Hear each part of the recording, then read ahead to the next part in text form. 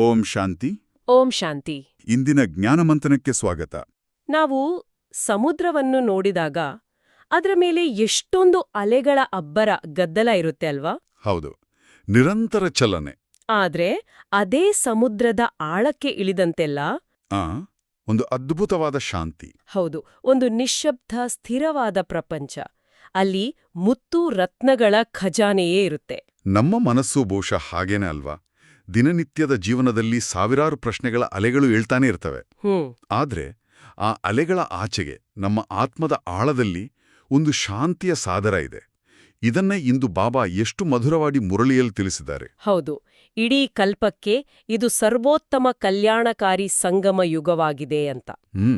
ಇದರಲ್ಲಿ ನಾವು ನೆನಪಿನ ಸ್ಯಾಕ್ರಿನಿಂದ ಸತೋಪ್ರಧಾನರಾಗ್ತೇವೆ ಅಂತ ಹೇಳಿದ್ದಾರೆ. ಹಾಗಾದ್ರೆ ಬಾಬಾರವರ ಆ ನೆನಪಿನ ಸಾಗರದಲ್ಲಿ ಮುಳುಗಿ ಈ ಪ್ರಶ್ನೆಗಳ ಅಲೆಗಳನ್ನ ದಾಟಿ ಜ್ಞಾನರತ್ನಗಳನ್ನ ಪಡೆಯುವ ಒಂದು ಆಳವಾದ ಅನುಭವವನ್ನ ಮಾಡೋಣ. ಖಂಡಿತ. ಇಂದಿನ ಮುರಳಿಯಲ್ಲಿ ಬಾಬಾ ಕೇಳಿರುವ ಮೊದಲ ಪ್ರಶ್ನೆಯೇ ನಮ್ಮ ಪುರುಷಾರ್ಥದ ಅಡಿಪಾಯದ ಹಾಗೆ ಇದೆ. ಹೌದು. ಜೀವನದಲ್ಲಿ ಅನೇಕ ಪ್ರಕಾರದ ಪ್ರಶ್ನೆಗಳು ಯಾಕೆ ಹುಟ್ಟುತ್ತವೆ ಮತ್ತು ಅವುಗಳ ನಿವಾರಣೆ ಹೇಗೆ ಅಂತ. ಇದು ಕೇವಲ ಒಂದು ಪ್ರಶ್ನೆಯಲ್ಲ. ಇದು ನಮ್ಮ ದೈನಂದಿನ ಗೊಂದಲಗಳಿಗೆ ಹಿಡಿದ ಕೈಗನ್ನಡಿ. ನಿಜ. ಬಾಬಾ ಎಷ್ಟು ಸ್ಪಷ್ಟವಾಗಿ ಮೂಲ ಕಾರಣವನ್ನ ತಿಳಿಸಿದ್ದಾರೆ.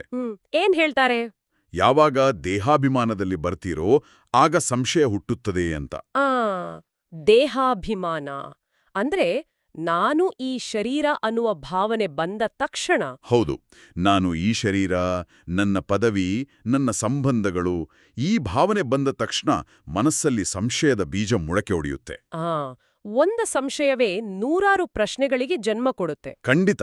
ಮತ್ತು ಅದರ ನಿವಾರಣೆಗೆ ಬಾಬಾ ಕೊಟ್ಟಿರುವ ಶ್ರೀಮತಿದೆಯಲ್ಲ, ಅದು ಅದ್ಭುತವಾಗಿದೆ. ಹೌದು, ಪ್ರಶ್ನೆಗಳ ಜೊತೆ ಹೋರಾಡಬೇಡಿ ಅಂತಾರೆ. ಅದೇ, ಅದರ ಬದಲು ನಾನು ನಿಮ್ಗೆ ಕೊಟ್ಟಿರುವ ಕರ್ತವ್ಯದಲ್ಲಿ ತೊಡಗಿರಿ ಅಂತಾರೆ. ಅಂದ್ರೆ ಪತಿತರಿಂದ ಪಾವನರಾಗಿ ಮತ್ತು ಅನ್ಯರನ್ನು ಮಾಡಿ. ಸರಿಯಾಗಿ ಹೇಳಿದ್ರಿ. ನಮ್ಮ ಗಮನವನ್ನ ಸೇವೆ ಮತ್ತು ಸ್ವಪುರುಷಾರ್ಥದ ಕಡೆಗೆ ತಿರುಗಿಸಿದ್ರೆ ಸಾಕು. ಆಗ ಪ್ರಶ್ನೆಗಳು ತಾವಾಗಿಯೇ ಸಮಾಪ್ತಿಯಾಗುತ್ತವೆ. ಶಕ್ತಿಯೇ ಇರೋದಿಲ್ಲ ಅವುಗಳಿಗೆ. ಹೌದು.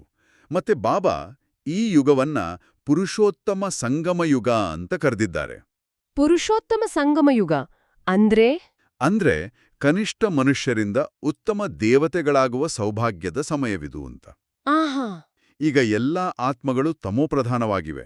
ಈ ಜ್ಞಾನ ಮತ್ತು ಯೋಗದಿಂದಲೇ ಮತ್ತೆ ಸತೋಪ್ರಧಾನರಾಗುತ್ತಾರೆ. ಈ ಸ್ಥಿತಿಯನ್ನ ಅನುಭವ ಮಾಡೋಕೆ ಪದೇ ಪದೇ ನಾನು ಆತ್ಮ ಅನ್ನೋ ನಿಶ್ಚಯ ಬೇಕಲ್ವಾ? ಖಂಡಿತ. ನಾವೆಲ್ಲರೂ ಮೂಲತಃ ಶಾಂತಿಧಾಮದ ನಿವಾಸಿಗಳು. ಇಲ್ಲಿ ಪಾತ್ರ ಮಾಡಲು ಬಂದಿದ್ದೇವೆ. ಈ ಸ್ಮೃತಿ ಸದಾ ಇರಬೇಕು.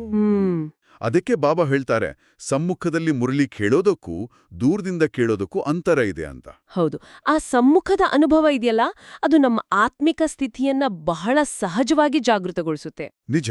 ಮತ್ತೆ ಬಾಬಾ ತಮ್ಮ ನೆನಪನ್ನ ಮಧುರ ಸ್ಯಾಕ್ರಿನ್ ಅಂತ ಕರೆದಿದ್ದಾರೆ. ಹೌದು, ಸ್ಯಾಕ್ರಿನ್ ಸಕ್ಕರೆಗಿಂತವೂ ಸಿಹಿಯಾದದ್ದು. ಆ ಹೋಲಿಕೆ ಯಾಕೆ? ನೋಡಿ, ಸ್ಯಾಕ್ರಿನ್ನ ಒಂದು ಸಣ್ಣ ಕಣ ಸಾಕು, ಅದು ಎಲ್ಲವನ್ನೂ ಸಿಹಿಯಾಗಿಸತ್ತೆ. ಹಾಗೆಯೇ ಆ ಒಬ್ಬ ಮಧುರ ತಂದೆಯ ಕ್ಷಣ ಮಾತ್ರದ ಯಥಾರ್ಥ ನೆನಪು ನಮ್ಮ ಜನ್ಮ ಜನ್ಮಾಂತರದ ಕಹಿಯನ್ನೇ ದೂರ ಮಾಡುತ್ತೆ. ಖಂಡಿತ. ಆದ್ರೆ ಮಾಯೆ ಇದೆಯಲ್ಲ, ಅದು ಪದೇ ಪದೇ ಆ ಮಧುರ ನೆನಪನ್ನ ಮರೆಸ್ಬಿಡುತ್ತೆ. ಅದಕ್ಕೆ ಆಗಿಯೇ ಬಾಬಾ ಹೇಳ್ತಾರೆ, ಎಲ್ಲಿಯವರೆಗೂ ಜೀವಿಸಬೇಕಾಗಿದೆಯೋ ಅಲ್ಲಿಯವರೆಗೂ ಪುರುಷಾರ್ಥ ಮಾಡಬೇಕು. ಅಂದ್ರೆ ಇದು ನಿರಂತರವಾದ ಅಭ್ಯಾಸ. ಹೌದು, ಜ್ಞಾನಾಮೃತವನ್ನು ಕುಡಿಯುತ್ತಲೇ ಇರಬೇಕು. ನೆನಪು ಸಹಜವಾಗಿ ಸ್ಥಿರವಾಗುವುದಿಲ್ಲ. ಅದಕ್ಕಾಗಿ ಪ್ರಯತ್ನ ಪಡಲೇಬೇಕು. ಇನ್ನು ಶಾಸ್ತ್ರಗಳಲ್ಲಿ ಬರುವ ಸೀತೆಯ ಅಗ್ನಿ ಪರೀಕ್ಷೆಯ ಬಗ್ಗೆ ಬಾಬಾ ಒಂದು ಗೂಢಾರ್ಥವನ್ನ ತಿಳಿಸಿದ್ದಾರೆ.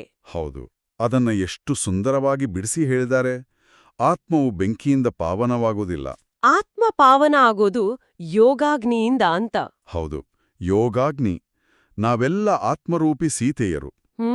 ಈ ಸಮಯದಲ್ಲಿ ರಾವಣ ರಾಜ್ಯದಲ್ಲಿ, ಅಂದ್ರೆ 5 ವಿಕಾರಗಳ ಬಂಧನದಲ್ಲಿದ್ದೇವೆ. ನಮ್ಮನ್ನ ಪಾವನ ಮಾಡುವವನು ಆ ಒಬ್ಬ ರಾಮ, ಅಂದ್ರೆ ನಿರಾಕಾರ ಶಿವತಂದೆ. ಹೌದು, ಅವರ ನೆನಪಿನಲ್ಲಿರುವುದೇ ಯೋಗಾಗ್ನಿ. ಆ ನೆನಪಿನ ಅಗ್ನಿಯೇ ನಮ್ಮ ವಿಕರ್ಮಗಳನ್ನ ಭಸ್ಮ ಮಾಡುತ್ತೆ. ಹೌದು, ಭಸ್ಮ ಮಾಡಿ ನಮ್ಮನ್ನ ಪತಿತರಿಂದ ಪಾವನರನ್ನಾಡಿ ಮಾಡುತ್ತೆ. ಈಗ ನಮ್ಮ ಬುದ್ಧಿಯಲ್ಲೇ ಆ 84 ಜನ್ಮಗಳ ಚಕ್ರ ಸ್ಪಷ್ಟವಾಗಿದೆ. ಹೌದು, ಅದಕ್ಕೆ ಬಾಬಾ ನಮ್ಮನ್ನ ಲೈಟ್ ಹೌಸ್ ಅಂತ ಕರೀತಾರೆ. ಲೈಟ್ ಹೌಸ್ ಅಂದ್ರೆ ದಾರಿದೀಪ. ಕತ್ತಲಿಯಲ್ಲಿ ದಾರಿ ತಪ್ಪಿದ ದೋಣಿಗಳಿಗೆ ದೀಪಸ್ತಂಭ ಹೇಗೆ ದಾರಿ ತೋರಿಸುತ್ತೋ ಹಾಗೆ ನಾವು ಜ್ಞಾನದ ಬೆಳಕಿನಿಂದ ಇತರ ಆತ್ಮಗಳಿಗೆ ದಾರಿ ತೋರಿಸ್ಬೇಕು. ಹೌದು, ನಾವು ಕೊಡಬೇಕಾದ ಸಂದೇಶವೂ ಬಹಳ ಸರಳವಾಗಿದೆಯಲ್ಲ? ತುಂಬ ಸರಳ. ಶಾಂತಿಧಾಮ ಮತ್ತು ಸುಖಧಾಮವನ್ನು ನೆನಪು ಮಾಡಿ. ಈ ಕಲಿಯುಗದ ದುಃಖಧಾಮವನ್ನು ಮರೆತುಬಿಡಿ. ಅಷ್ಟೇ. ಒಂದು ಕಣ್ಣಿನಲ್ಲಿ ನಮ್ಮ ನಿಜವಾದ ಮನೆ, ಇನ್ನೊಂದು ಕಣ್ಣಿನಲ್ಲಿ ನಮ್ಮ ರಾಜ್ಯದ ಸ್ಮೃತಿ ಇರಬೇಕು. ಹಾಗಾದ್ರೆ ಇಂದಿನ ಮುರಳಿಯ ಧಾರಣೆಗಾಗಿ ಮುಖ್ಯ ಸಾರ ಏನು ಅಂತ ಹೇಳ್ಬೋದು? ಮುಖ್ಯವಾಗಿ ಯಾವುದೇ ಸಂಶಯವನ್ನ ತರದೆ ಜ್ಞಾನರತ್ನಗಳಿಂದ ಜೋಳಿಗೆಯನ್ನ ತುಂಬಿಸ್ಕೋಬೇಕು. ಮತ್ತು ಯಾವುದೇ ಮಾತಿನ ವಿಸ್ತಾರದಲ್ಲಿ ಹೋಗದೆ ದೇಹಿ ಅಭಿಮಾನಿಯಾಗುವ ಪರಿಶ್ರಮ ಪಡಬೇಕು. ಹೌದು. ಇಂದಿನ ವರದಾನ ಕೂಡ ಅಷ್ಟೇ ಅದ್ಭುತವಾಗಿದೆ. ಸದಾ ಮನನದ ಮೂಲಕ ಮಗ್ನಾವಸ್ಥೆಯ ಸಾಗರದಲ್ಲಿ ಸಮಾವೇಶವಾಗುವ ಅನುಭವ ಮಾಡುವಂತಹ ಅನುಭವಿ ಮೂರ್ತಿಭವ. ಇದರ ಅರ್ಥ ಕೇವಲ ಜ್ಞಾನದ ಅಂಶಗಳನ್ನು ಕೇಳೋದಲ್ಲ, ದಿನವಿಡೀ ಮನನ ಮಾಡಬೇಕು. ಹೌದು, ಮನನ. ಅದರಿಂದಲೇ ಮಗ್ನಾವಸ್ಥೆ ಬರುತ್ತೆ. ಅಂದ್ರೆ ಪ್ರೀತಿಯ ಸಾಗರದಲ್ಲಿ ಲೀನವಾಗುವ ಅನುಭವ.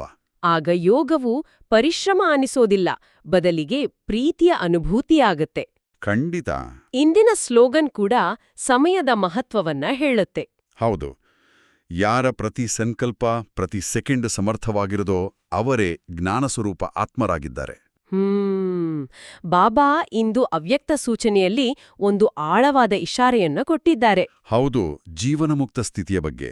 ಜೀವನಮುಕ್ತ ಸ್ಥಿತಿಯ ಅನುಭವ ಮಾಡಲು ಮೊದಲು ಬಂಧನ ಮುಕ್ತರಾಗಬೇಕು ಅಂತ. ಅದು ಯಾವುದೇ ಸ್ವಭಾವ, ಸಂಸ್ಕಾರ, ವ್ಯಕ್ತಿ ಅಥವಾ ವೈಭವದ ಆಕರ್ಷಣೆಯ ಬಂಧನವಾಗಿರಬಹುದು. ಹೌದು. ಈ ಬಗ್ಗೆ ಒಂದು ಕ್ಷಣ ಶಾಂತವಾಗಿ ನಮ್ಮೊಳಗೆ ನೋಡ್ಕೊಳ್ಬೇಕಾಗಿದೆ. ಇಂದಿಗೂ ಈ ಜ್ಞಾನ ಸಿಕ್ಕಿದ ನಂತರವೂ ಯಾವ ಒಂದು ಸೂಕ್ಷ್ಮ ಬಂಧನದ ದಾರ ನಮ್ಮ ಮನಸ್ಸನ್ನ ಕೆಳಗೆ ಜಗ್ಗುತ್ತಿದೆ. ಆ ಬಂಧನವನ್ನು ಗುರುತಿಸಿ ತಂದೆಯ ನೆನಪಿನ ಶಕ್ತಿಯಿಂದ ಅದನ್ನ ಕತ್ತರಿಸುವ ಪುರುಷಾರ್ಥವನ್ನ ಮಾಡಬೇಕು. ಕರ್ಮ ಮಾಡಿಸುವನು ಬೇರೆ, ಈ ಕರ್ಮೇಂದ್ರಿಯಗಳು ಬೇರೆ. ಈ ಭಿನ್ನ ಸ್ಥಿತಿಯ ಅನುಭವ ಇದೆಯಲ್ಲ, ಅದೇ ಜೀವನಮುಕ್ತಿಯ ಸೋಪಾನ.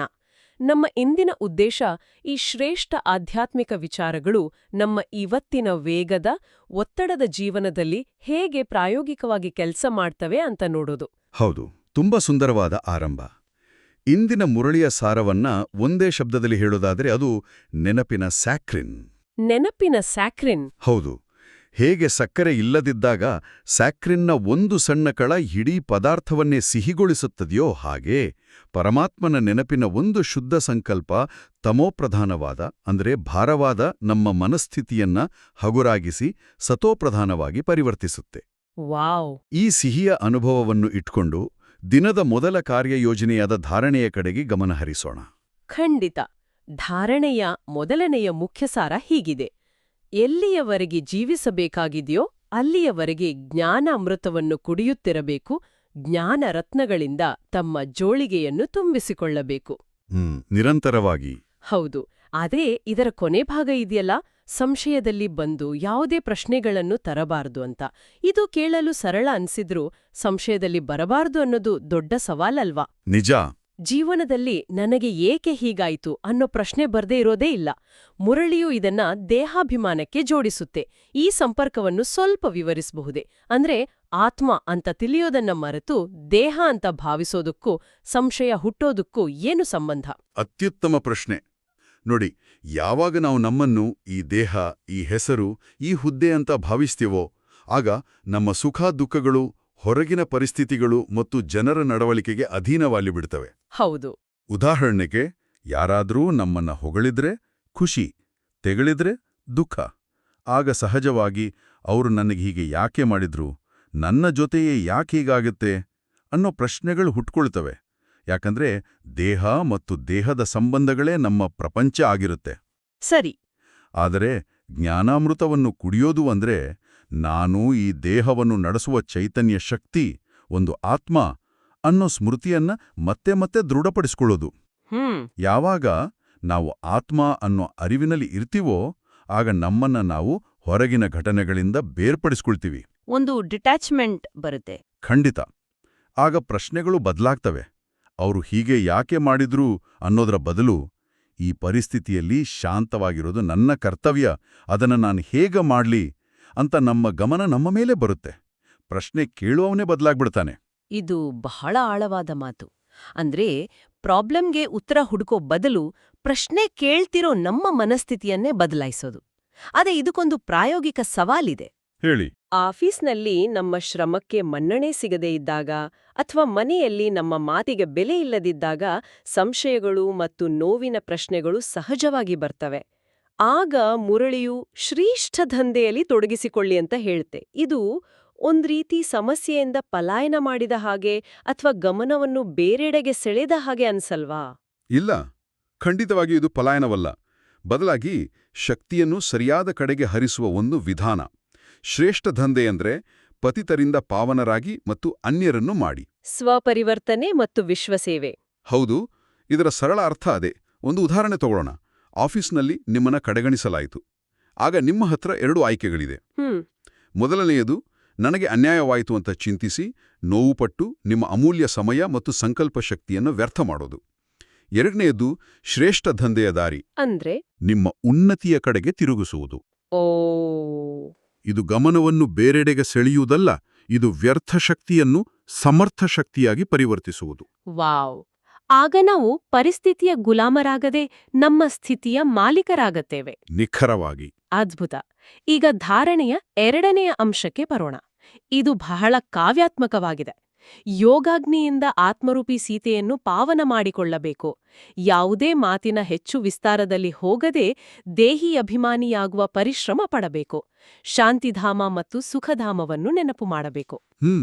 ಇಲ್ಲಿ ಯೋಗಾಗ್ನಿ ಅಥವಾ ಯೋಗದ ಅಗ್ನಿ ಅನ್ನೋ ಪದ ಕೇಳಲು ಸ್ವಲ್ಪ ಗಂಭೀರವಾಗಿ ಕಠಿಣವಾದ ಅಭ್ಯಾಸದಂತೆ ತೋರ್ತದೆ. ಇದ್ರ ನಿಜವಾದ ಅರ್ಥವೇನು? ಯೋಗಾಗ್ನಿ ಅನ್ನೋದು ಯಾವುದೇ ಕಠಿಣ ಅಭ್ಯಾಸ ಅಲ್ಲ. ಅದೊಂದು ಸುಂದರವಾದ ಮಾನಸಿಕ ಪ್ರಕ್ರಿಯೆ. ಹೀಗೆ ಕಲ್ಪಿಸಿಕೊಳ್ಳಿ, ನಮ್ಮ ಮನಸ್ಸು ಒಂದು ಅಂಗಳದ ಹಾಗೆ. ಸರಿ. ದಿನವಿಡೀ ನಾವು ಬೇರೆ ಬೇರೆ ಜನರ ಸಂಪರ್ಕಕ್ಕೆ ಬಂದಾಗ ನಕಾರಾತ್ಮಕ ಮಾತುಗಳು, ಚಿಂತೆಗಳು, ಸಣ್ಣಪುಟ್ಟ ತಪ್ಪುಗಳು, ಹೀಗೆ ಹಲವಾರು ಕಸಗಳು ಆ ಅಂಗಳದಲ್ಲಿ ಬಂದ್ಬೀಳ್ತವೆ. ಯೋಗಾಗ್ನಿ ಅಂದ್ರೆ ಪ್ರತಿದಿನ ಕೆಲವು ನಿಮಿಷಗಳ ಕಾಲ ಶಾಂತವಾಗಿ ಕುಳಿತು ಪರಮಾತ್ಮನ ನೆನಪಿನ ಒಂದು ಮಾನಸಿಕ ಅಗ್ನಿಕುಂಡವನ್ನು ಸೃಷ್ಟಿಸಿ ಆ ಎಲ್ಲ ವ್ಯರ್ಥ ಕಸಗಳನ್ನ ಪ್ರೀತಿಯಿಂದ ಅದಕ್ಕೆ ಸಮರ್ಪಿಸೋದು. ಓ ಆ ನೆನಪಿನ ಅಗ್ನಿಯು ನಮ್ಮ ವಿಕರ್ಮಗಳನ್ನು, ನಕಾರಾತ್ಮಕ ಸಂಸ್ಕಾರಗಳನ್ನು ಸುಟ್ಟು ಹಾಕಿ ನಮ್ಮನ್ನು ಶುದ್ಧೀಕರಿಸುತ್ತದೆ. ಇದು ಭಾರವಾದ ಪ್ರಕ್ರಿಯೆಯಲ್ಲ, ಬದಲಾಗಿ ಹಗೂರಾಗುವ ಪ್ರಕ್ರಿಯೆ. ಹಾಗಾದ್ರೆ ಯಾವುದೇ ಮಾತಿನ ಹೆಚ್ಚು ವಿಸ್ತಾರದಲ್ಲಿ ಹೋಗದೆ, ಅಂದ್ರೆ ಆ ಕಸವನ್ನು ಅಗ್ನಿಗೆ ಹಾಕೋ ಮೊದ್ಲು ಇದು ಎಲ್ಲಿಂದ ಬಂತು, ಯಾರೆಸೆದ್ರು ಅಂತ ವಿಶ್ಲೇಷಣೆ ಮಾಡಬಾರ್ದು ಅಂತಾನಾ? ನಿಖರವಾಗಿ ಸರಿಯಾಗಿ ಹಿಡಿದ್ರಿ ಪಾಯಿಂಟ್. ವಿಸ್ತಾರಕ್ಕೆ ಹೋಗೋದಂದ್ರೆ ಅವ್ರು ಹಾಗಂದ್ರು, ಇವ್ರು ಹೀಗ್ ಮಾಡಿದ್ರು, ಅವ್ರ ತಪ್ಪು ಅಂತ ಆ ನಕಾರಾತ್ಮಕ ಘಟನೆಯನ್ನ ಮತ್ತೆ ಮತ್ತೆ ಮನಸ್ಸಿನಲ್ಲಿ ದೊಡ್ಡದು ಮಾಡೋದು. ಹೌದು, ಅದರಿಂದ ಆ ಕಸಕ್ಕೆ ಇನ್ನಷ್ಟು ಶಕ್ತಿ ಸಿಕ್ಕ ಹಾಗಾಗುತ್ತೆ. ಖಂಡಿತ. ಬಾಬಾ ಹೇಳ್ತಾರೆ, ಅದನ್ನ ವಿಶ್ಲೇಷಿಸಬೇಡಿ, ಕೇವಲ 2 ಸಂಗತಿಗಳನ್ನ ನೆನಪಿನಲ್ಲಿಡಿ. ನನ್ನ ನಿಜವಾದ ಮನೆ ಪರಮಧಾಮ, ಶಾಂತಿಧಾಮ, ಮತ್ತು ನನ್ನ ನಿಜವಾದ ರಾಜ್ಯ ಸತ್ಯಯುಗ, ಸುಖಧಾಮ. ಈ 2 ಶಕ್ತಿಶಾಲಿ ಸ್ಮೃತಿಗಳು ನಮ್ಮನ್ನು ದೇಹಿ ಅಭಿಮಾನಿ ಸ್ಥಿತಿಯಲ್ಲಿ ಸ್ಥಿತಗೊಳಿಸಿ ವ್ಯರ್ಥ ವಿಷಯಗಳಿಂದ ನಮ್ಮನ್ನು ದೂರವಿಡುತ್ತವೆ. ಸರಿ. ಧಾರಣೆಯು ನಮಗೆ ನಿಯಮಗಳನ್ನ ಮತ್ತು ಅಡಿಪಾಯವನ್ನ ಹಾಕಿಕೊಟ್ಟಿತು. ಆದ್ರೆ ನಿಯಮಗಳು ಕೆಲವೊಮ್ಮೆ ಕಷ್ಟಕರ ಅಂತ ಅನಿಸ್ಬಹುದು. ಇದು ನಮ್ಮನ್ನು ಇಂದಿನ ವರದಾನದ ಕಡೆಗೆ ಕರೆದೊಯ್ಯುತ್ತೆ. ಹೌದು. ಯಾಕಂದ್ರೆ ವರದಾನವು ಆ ಪರಿಶ್ರಮದ ಫಲವಾದ ಸುಂದರ ಅನುಭವವನ್ನ ವಿವರಿಸುತ್ತೆ. ಬಾಬಾ ಹೇಳ್ತಾರೆ, ಸದಾ ಮನನದ ಮೂಲಕ ಮಗ್ನಾವಸ್ಥೆಯ ಸಾಗರದಲ್ಲಿ ಸಮಾವೇಶವಾಗುವ ಅನುಭವ ಮಾಡುವಂತಹ ಅನುಭವಿ ಮೂರ್ತಿಭವ. ಇಲ್ಲಿ ಮನನ ಮತ್ತು ಮಗ್ನ ಅಂತ 2 ಹಂತಗಳಿವೆ. ಇವೆರಡರ ನಡುವಿನ ವ್ಯತ್ಯಾಸವೇನು? ತುಂಬಾ ಸೂಕ್ಷ್ಮವಾದ ಪ್ರಶ್ನೆ. ಮನನ ಅಂದ್ರೆ ಚಿಂತನೆ ಮಾಡೋದು. ಆದರೆ ಇದು ನಾವು ಸಾಮಾನ್ಯವಾಗಿ ಮಾಡುವ ಅಸ್ತವ್ಯಸ್ತ ಚಿಂತನೆ ಅಲ್ಲ. ಸರಿ. ಇದು ಜ್ಞಾನದ ಒಂದು ಅಂಶವನ್ನ ತಗೊಂಡು ಅದರ ಆಳಕ್ಕೆ ಇಳಿಯೋದು. ಉದಾಹರಣೆಗೆ, ನಾನು ಶಾಂತ ಸ್ವರೂಪ ಆತ್ಮ ಅನ್ನೋ ಜ್ಞಾನದ ಅಂಶವನ್ನು ತಗೊಳ್ಳೋಣ. ಓಕೆ. ಮನನ ಮಾಡೋದು ಅಂದ್ರೆ ದಿನದ ಬೇರೆ ಬೇರೆ ಸಮಯದಲ್ಲಿ ಶಾಂತಿ ನನ್ನ ನಿಜವಾದ ಗುಣ, ಆ ಶಾಂತಿಯ ಅನುಭವ ಹೇಗಿರುತ್ತೆ, ಆ ಶಾಂತಿಯು ನನ್ನ ಮುಖದ ಮೇಲೆ ಹೇಗೆ ಕಾಣಿಸುತ್ತೆ, ಶಾಂತಿ ಸ್ಥಿತಿಯಲ್ಲಿ ನನ್ನ ಮಾತುಗಳು ಹೇಗಿರುತ್ತವೆ ಅಂತ ಆ ಒಂದು ಗುಣವನ್ನು ಎಲ್ಲ ಆಯಾಮಗಳಿಂದ ಅನುಭವಿಸುವುದು. ಈ ಮನನವು ತೀವ್ರವಾದಾಗ ಅದು ಮಗ್ನಾವಸ್ಥೆಗೆ ಕೊಂಡೊಯ್ಯುತ್ತೆ. ಮಗ್ನ ಅಂದ್ರೆ ಆ ಅನುಭವದಲ್ಲಿ ಸಂಪೂರ್ಣವಾಗಿ ಲೀನವಾಗೋದು. ಆಗ ನಾನು ಶಾಂತಿಯನ್ನ ಅಭ್ಯಾಸ ಮಾಡ್ತಿದ್ದೀನಿ ಅನ್ನೋ ಭಾವನೆ ಹೋಗಿ ನಾನೇ ಶಾಂತಿ ಸ್ವರೂಪ ಅನ್ನೋ ಅನುಭವ ಉಳಿಯುತ್ತೆ. ಈ ಮಗ್ನಾವಸ್ಥೆ ಅನ್ನೋದು ಕ್ರೀಡಾಪಟುಗಳು ಝೋನ್ನಲ್ಲಿದ್ದೇನೆ ಅಂಟಾರಲ್ಲ, ಅಥವಾ ಕಲಾವಿದರು ತಮ್ಮ ಕಲೆಯಲ್ಲಿ ಸಂಪೂರ್ಣವಾಗಿ ಮುಳುಗಿ ಹೋದಾಗ ಸಮಯದ ಅರಿವೇ ಇರೋದಿಲ್ವಲ್ಲ, ಆ ರೀತಿಯ ಸ್ಥಿತಿಯೇ? ಖಂಡಿತ ಇದು ಅದಕ್ಕೆ ಬಹಳ ಹತ್ತಿರವಾದ ಆಧ್ಯಾತ್ಮಿಕ ಅನುಭವ. ಆ ಸ್ಥಿತಿಯಲ್ಲಿರುವಾಗ ವರದಾನದಲ್ಲಿ ಹೇಳಿದ ಹಾಗೆ ನಮ್ಮ ವೃತ್ತಿ ಅಂದ್ರೆ ನಮ್ಮಿಂದ ಹೊರಹೊಮ್ಮುವ ಕಂಪನಗಳು ತಾವಾಗಿಯೇ ಶುದ್ಧವಾಗುತ್ತವೆ. ಹೌದು. ನಮ್ಮ ದೃಷ್ಟಿ ಬದಲಾಗುತ್ತೆ. ಜನರ ತಪ್ಪುಗಳ ಬದಲು ಅವರಲ್ಲಿರುವ ಆತ್ಮವನ್ನು, ಅವರ ವಿಶೇಷತೆಗಳನ್ನ ನೋಡಲು ಶುರು ಮಾಡ್ತೀವಿ. ಆಗ ಯೋಗ ಮಾಡೋದು ಒಂದು ಪರಿಶ್ರಮ ಅಂತ ಅನ್ಸಲ್ಲ ಅಲ್ವಾ? ಅದು ನಮ್ಮ ಸಹಜ ಸ್ಥಿತಿಯಾಗಿ ಬಿಡುತ್ತೆ. ಹೌದು. ನಾವು ಅನುಭವಗಳ ಸಣ್ಣ ಸಣ್ಣ ಬಾವಿಗಳಲ್ಲಿ ಸ್ನಾನ ಮಾಡೋದನ್ನ ಬಿಟ್ಟು ಪರಮಾತ್ಮನ ಪ್ರೀತಿಯ, ಜ್ಞಾನದ, ಶಾಂತಿಯ ಅನುಭವದ ಮಹಾಸಾಗರದಲ್ಲಿಯೇ ವಿಲೀನವಾಗಿ ಬಿಡ್ತೀವಿ. ಆಗ ಪುರುಷಾರ್ಥವನ್ನು ಆಟದ ಹಾಗೆ ಸುಲಭ ಮತ್ತು ಸಹಜವಾಗುತ್ತೆ. ಅದೇ, ಆ ಸಾಗರದ ಅನುಭವದ ಸ್ಥಿತಿ ಅದ್ಭುತವಾಗಿರಬಹುದು. ಆದ್ರೆ ನಮ್ಮ ದೈನಂದಿನ ಜೀವನವು ಕ್ಷಣ ಕ್ಷಣದ, ಸೆಕೆಂಡಿನ ಸವಾಲುಗಳಿಂದ ಕೂಡಿದೆ. ಆ ಸಾಗರದ ಅನುಭವವನ್ನ ಪ್ರತಿ ಸೆಕೆಂಡಿಗೆ ಇಳಿಸೋದು ಹೇಗೆ? ಬಹುಶಃ ಇಂದಿನ ಸ್ಲೋಗನ್ ಅದಕ್ಕೆ ಉತ್ತರ ಕೊಡುತ್ತೆ. ಯಾರ ಪ್ರತಿ ಸಂಕಲ್ಪ, ಪ್ರತಿ ಸೆಕೆಂಡ್ ಸಮರ್ಥವಾಗಿರುವುದೋ ಅವರೇ ಜ್ಞಾನಸ್ವರೂಪ ಆತ್ಮರಾಗಿದ್ದಾರೆ. ಇದು ಕೇಳಲು ಬಹಳ ಎತ್ತರದ ಗುರಿಯಂತೆ ಕಾಣಿಸುತ್ತೆ. ಪ್ರತಿ ಸೆಕೆಂಡ್ ಸಮರ್ಥವಾಗಿರೋದು ಸಾಧ್ಯನಾ? ಇದು ಗುರಿಯಷ್ಟೇ ಅಲ್ಲ, ಒಂದು ಸಾಧನವೂ ಹೌದು. ಸಮರ್ಥ ಸಂಕಲ್ಪ ಅಂದ್ರೆ ಪ್ರತಿ ಸಂಕಲ್ಪವೂ ಜಗತ್ತನ್ನೇ ಬದಲಾಯಿಸಬೇಕು ಅಂತಲ್ಲ. ಓಕೆ. ಅದರ ಸರಳ ಅರ್ಥ ಅದು ವ್ಯರ್ಥ ಅಥವಾ ನಕಾರಾತ್ಮಕವಾಗಿ ಇರಬಾರದು. ನಮ್ಮ ಮನಸ್ಸಿನಲ್ಲಿ ಪ್ರತಿದಿನ ಸಾವಿರಾರು ಸಂಕಲ್ಪಗಳು ಬಂದು ಹೋಗ್ತವೆ, ಅದರಲ್ಲಿ ಹೆಚ್ಚಿನವೂ ವ್ಯರ್ಥವಾಗಿರ್ತವೆ. ಹೌದು. ಉದಾಹರಣೆಗೆ, ಅವರು ನನಗೆ ಗುಡ್ ಮಾರ್ನಿಂಗ್ ಹೇಳಿಲ್ಲ, ಈ ಟ್ರಾಫಿಕ್ ಎಂದಿಗೂ ಕಡಿಮೆ ಆಗೋದಿಲ್ಲ, ಈ ಥರ. ಕರೆಕ್ಟ್. ನನ್ನ ಅದೃಷ್ಟವೇ ಸರಿಯಿಲ್ಲ. ಇವೆಲ್ಲ ವ್ಯರ್ಥ ಸಂಕಲ್ಪಗಳು. ಇವು ನಮ್ಮ ಶಕ್ತಿಯನ್ನ ಕದೀತವೆ. ಸಮರ್ಥ ಸಂಕಲ್ಪ ಅಂದ್ರೆ ಪರವಾಗಿಲ್ಲ, ನಾನೇ ಅವರಿಗೆ ಶುಭ ಹಾರೈಸ್ತೇನೆ. ಈ ಸಮಯದಲ್ಲಿ ನಾನು ಒಂದು ಒಳ್ಳೆಯ ಆಡಿಯೋ ಕೇಳಬಹುದು. ನನ್ನ ಪುರುಷಾರ್ಥದಿಂದ ನಾನು ನನ್ನ ಅದೃಷ್ಟವನ್ನು ಬರೆಯಬಲ್ಲೆ. ಜ್ಞಾನ ಸ್ವರೂಪ ಆತ್ಮ ಅಂದ್ರೆ ಹೆಚ್ಚು ಜ್ಞಾನ ಹೇಳೋವರಲ್ಲ, ಬದಲಾಗಿ ತಮ್ಮ ಸಂಕಲ್ಪಗಳ ಗುಣಮಟ್ಟವನ್ನು ಕಾಪಾಡಿಕೊಳ್ಳುವರು. ಅಂದ್ರೆ ಈ ಸ್ಲೋಗನ್ ಒಂದು ರೀತಿ ರಿಯಲ್ ಟೈಮ್ ಮೆಂಟಲ್ ಫಿಲ್ಟರ್ ಇದ್ದ ಹಾಗೆ. ಯಾವುದೇ ಆಲೋಚನೆ ಮನಸ್ಸಿನಲ್ಲಿ ಪೂರ್ಣವಾಗಿ ರೂಪುಗೊಳ್ಳುವ ಮೊದಲೇ ಇದು ಸಮರ್ಥವೇ ಅಥವಾ ವ್ಯರ್ಥವೇ ಅಂತ ಪರೀಕ್ಷಿಸಿಕೊಳ್ಳೋದು. ಹೌದು. ಇದು ಒಂದು ದಿನದ ಮಟ್ಟಿಗೆ ಬಹಳ ಶಕ್ತಿಯುತವಾದ ಅಭ್ಯಾಸವಾಗಬಹುದು. ಹೌದು. ಇದೊಂದು ಅತ್ಯುತ್ತಮ ಪರೀಕ್ಷಾ ಸಾಧನ, ಮತ್ತು ಇದು ವರದಾನಕ್ಕೆ ನೇರವಾಗಿ ಸಂಬಂಧಿಸಿದೆ. ಹೇಗೆ? ನೀವು ಮಗ್ನಾವಸ್ಥೆಯಲ್ಲಿರುವಾಗ ವ್ಯರ್ಥ ಸಂಕಲ್ಪಗಳು ಬರಲು ಸಾಧ್ಯವೇ ಇಲ್ಲ. ಓ ಹೌದು. ಯಾಕಂದ್ರೆ ನಿಮ್ಮ ಮನಸ್ಸು ಈಗಾಗಲೇ ಒಂದು ಶ್ರೇಷ್ಠ ಅನುಭವದಲ್ಲಿ ತುಂಬಿರುತ್ತೆ. ಹಾಗಾಗಿ ವರದಾನವು ಗುರಿಯ ಸ್ಥಿತಿಯಾದರೆ ಸ್ಲೋಗನ್ ಆ ಸ್ಥಿತಿಯನ್ನ ತಲುಪಲು ಮತ್ತು ಅಲ್ಲೇ ಇರಲು ಸಹಾಯ ಮಾಡುವ ದೈನಂದಿನ ಅಭ್ಯಾಸ. ಧಾರಣೆಯು ಅಡಿಪಾಯ, ವರದಾನವು ಅನುಭವ ಮತ್ತು ಸ್ಲೋಗನ್ ಅಭ್ಯಾಸ. ಈ ಮೂರು ನಮ್ಮನ್ನು ಅಂತಿಮ ಗುರಿಯಾದ ಅವ್ಯಕ್ತ ಇಶಾರೆಯ ಕಡೆಗೆ ಕರೆದೊಯ್ಯುತ್ತಿವೆ. ಇದು ಈ ದಿನದ ಚರ್ಚೆಯ ಅತ್ಯಂತ ಸೂಕ್ಷ್ಮ ಮತ್ತು ಶ್ರೇಷ್ಠ ಭಾಗ. ಬಾಬಾ ಹೇಳ್ತಾರೆ, ಈ ಅವ್ಯಕ್ತ ಮಾಸದಲ್ಲಿ ಬಂಧನ ಮುಕ್ತರಾಗಿ ಜೀವನಮುಕ್ತ ಸ್ಥಿತಿಯ ಅನುಭವ ಮಾಡಿರಿ. ಕರ್ಮಾತೀತ ಸ್ಥಿತಿ ಎಂದರೆ ಎಲ್ಲ ಕರ್ಮಬಂಧನಗಳಿಂದ ಮುಕ್ತವಾಗಿ, ಭಿನ್ನರಾಗಿ, ಪ್ರಕೃತಿಯನ್ನು ನಿಮಿತ್ತ ಮಾತ್ರವಾಗಿ ಬಳಸಿ ಕರ್ಮ ಮಾಡುವುದು. ಇದು ಪದವಿ ಪ್ರದಾನ ಸಮಾರಂಭದ ಹಾಗೆ. ಕರ್ಮಾತೀತ ಸ್ಥಿತಿ. ಇದರರ್ಥ ಕರ್ಮವನ್ನು ಬಿಡುವುದಲ್ಲ, ಬದಲಾಗಿ ಕರ್ಮವನ್ನು ಮಾಡುತ್ತಿದ್ದರೂ ಅದರ ಬಂಧನದಿಂದ, ಅದರ ಫಲದ ಚಿಂತೆಯಿಂದ, ಅದರ ನೋವು ನಲಿವಿನಿಂದ ಮುಕ್ತವಾಗಿರೋದು. ಬಾಬಾ ಇದಕ್ಕಾಗಿ ಒಂದು ಸುಲಭವಾದ ಯುಕ್ತಿಯನ್ನು ನೀಡಿದ್ದಾರೆ. ಕರ್ಮ ಮಾಡಿಸುವವನು ಬೇರೆ, ಈ ಕರ್ಮೇಂದ್ರಿಯಗಳು ಬೇರೆ. ಈ ಸ್ಮೃತಿಯಲ್ಲಿ ಸ್ಥಿತರಾಗಬೇಕು. ಇದನ್ನೊಂದು ಉದಾಹರಣೆ ಮೂಲಕ ಅನುಭವಿಸಬಹುದೇ? ಖಂಡಿತ. ನೀವೊಂದು ಪ್ರಮುಖ ಇಮೇಲ್ ಬರೆಯುತ್ತಿದ್ದೀರಿ ಅಂದುಕೊಳ್ಳಿ. ಆಗ ಒಂದು ಕ್ಷಣ ನಿಂತು ಈ ಸ್ಮೃತಿಯನ್ನು ತನ್ನಿ. ನಾನು ಆತ್ಮ, ಈ ದೇಹದ ಮಾಲೀಕ. ನನ್ನ ಈ ಕೈಗಳು, ಕಣ್ಣುಗಳು, ಬುದ್ಧಿ ಇವು ನನ್ನ ಸಾಧನಗಳು, ಮತ್ತು ಈ ಶ್ರೇಷ್ಠ ಕರ್ಮವನ್ನು ಮಾಡಿಸುತ್ತಿರುವ ಪ್ರೇರಣಾ ಶಕ್ತಿ ಪರಮಾತ್ಮ. ಆ ಕ್ಷಣದಲ್ಲಿ ಏನಾಗುತ್ತದೆ? ಆ ರೀತಿ ಭಾವಿಸಿದಾಗ ಮನಸ್ಸಿನಲ್ಲಿ ಯಾವ ಬದಲಾವಣೆ ಆಗುತ್ತದೆ? ಅದೇ ಶಾಂತಧ್ವನಿಯಲ್ಲಿ, ಆ ಕ್ಷಣದಲ್ಲಿ ಆ ಕೆಲಸದ ಒತ್ತಡ, ಫಲಿತಾಂಶದ ಬಗ್ಗೆ ಇರುವ ಆತಂಕ, ನಾನು ಚೆನ್ನಾಗಿ ಮಾಡಬೇಕಲ್ಲ ಅನ್ನೋ ಅಹಂಕಾರ ಎಲ್ಲವೂ ಕರಗಿ ಹೋಗುತ್ತದೆ. ವಾವ್. ನೀವು ಕೇವಲ ಒಂದು ನಿಮಿತ್ತ, ಒಂದು ವಿಶ್ವಸನೀಯ ವಾದ್ಯದಂತೆ ಆಗಿಬಿಡುತ್ತೀರಿ. ನೀವು ನಿಮ್ಮ ಅತ್ಯುತ್ತಮವಾದದ್ದನ್ನು ಮಾಡುತ್ತೀರಿ, ಆದರೆ ಅದರ ಫಲಿತಾಂಶಕ್ಕೆ ಅಂಟಿಕೊಳ್ಳುವುದಿಲ್ಲ. ಆ ಕೆಲಸದಲ್ಲಿ ಯಶಸ್ಸು ಸಿಕ್ಕರೆ ಅದು ಮಾಡಿಸಿದವನಿಗೆ ಸಲ್ಲುತ್ತದೆ. ಒಂದು ವೇಳೆ ವಿಫಲವಾದರೂ ಅದು ಕಲಿಯಲಿಕ್ಕಾಗಿ ಸಿಕ್ಕ ಪಾಠವಾಗಿರುತ್ತದೆ. ಇದುವೇ ಕರ್ಮ ಬಂಧನದಿಂದ ಮುಕ್ತವಾಗಿರುವ ಸ್ಥಿತಿ. ಜೀವನದಲ್ಲಿಯೇ ಮುಕ್ತಿಯ ಅನುಭವ. ಇದುವೇ ಜೀವನ ಮುಕ್ತ ಸ್ಥಿತಿ. ಧಾರಣೆ, ವರದಾನ, ಸ್ಲೋಗನ್ ಮತ್ತು ಅವ್ಯಕ್ತ ಇಶಾರೆ ಇವು ಕೇವಲ 4 ಅಂಶಗಳಲ್ಲ, ಬದಲಾಗಿ ಒಂದು ಸಂಪೂರ್ಣ ಆಧ್ಯಾತ್ಮಿಕ ಪ್ರಯಾಣವನ್ನೇ ಕಟ್ಟಿಕೊಟ್ಟವು. ಹೌದು. ಧಾರಣೆಯು ನಮ್ಮ ದೃಷ್ಟಿಕೋನವನ್ನು ಬದಲಾಯಿಸಲು ಹೇಳಿತು. ವರದಾನವು ಆ ಬದಲಾದ ದೃಷ್ಟಿಕೋನದಿಂದಾಗುವ ಅನುಭವದ ರುಚಿಯನ್ನು ತೋರಿಸಿತು. ಸ್ಲೋಗನ್ ಆ ಅನುಭವವನ್ನು ಪ್ರತಿ ಕ್ಷಣದಲ್ಲಿ ಹಿಡಿದಿಡಲು ಒಂದು ಸಾಧನವನ್ನು ಕೊಟ್ಟಿತು. ಮತ್ತು ಅವ್ಯಕ್ತ ಇಶಾರೆಯು ನಮ್ಮ ಅಂತಿಮ ಗುರಿಯಾದ ಕರ್ಮ ಮಾಡುತ್ತಲೇ ಬಂಧನಮುಕ್ತರಾಗುವ ಸ್ಥಿತಿಯನ್ನು ನೆನಪಿಸಿತು. ಇಂದಿನ ಈ ಮಂತ್ರದ ನಂತರ ಎಲ್ಲರಿಗಾಗಿ ಒಂದು ಸಣ್ಣ ಆಧ್ಯಾತ್ಮಿಕ ಅಭ್ಯಾಸ. ಹೇಳಿ. ಎಲ್ಲವನ್ನೂ ಒಟ್ಟಿಗೆ ಮಾಡಲು ಪ್ರಯತ್ನಿಸಬೇಡಿ. ಕೇವಲ ಇಂದಿನ ಸ್ಲೋಗನ್ ಅನ್ನು ತೆಗೆದುಕೊಳ್ಳಿ. ಮುಂದಿನ 1 ಗಂಟೆಯವರೆಗೆ ನೀವು ಯಾವುದೇ ಕೆಲಸ ಮಾಡುವ ಮೊದಲು ಅಥವಾ ಮಾತನಾಡುವ ಮೊದಲು ಕೇವಲ 1 ಸೆಕೆಂಡ್ ನಿಂತು ನಿಮ್ಮನ್ನು ನೀವು ಕೇಳಿಕೊಳ್ಳಿ. ನನ್ನ ಈ ಸಂಕಲ್ಪ ಅಥವಾ ಮಾತು ಸಮರ್ಥವಾಗಿದೆಯಾ? ಅಷ್ಟೇ. ಕೇವಲ ಗಮನಿಸುವುದು. ಹೌದು. ಯಾವುದೇ ತೀರ್ಪು ಬೇಡ, ಕೇವಲ ಗಮನಿಸಿ. ಈ ಸಣ್ಣ ಅಭ್ಯಾಸವು ನಮ್ಮಲ್ಲಿ ಎಷ್ಟು ದೊಡ್ಡ ಪರಿವರ್ತನೆಯನ್ನು ತರುತ್ತದೆ ಎಂಬುದನ್ನು ಅನುಭವಿಸಿ.